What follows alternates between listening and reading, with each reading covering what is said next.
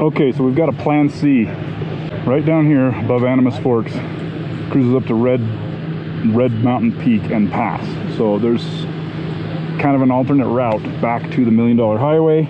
Dave wants to do it. We're gonna go past some kick-ass mining sites over there, and instead of just bailing all the way back down into Silverton, we get up here, there's a couple options. That's plan C. We'll see what plan D and beyond entails.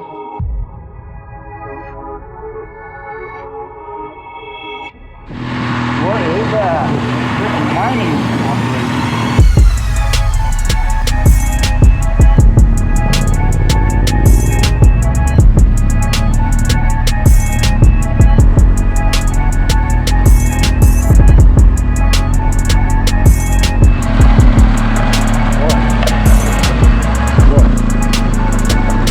I'm ready to turn around right now. You following it? Good.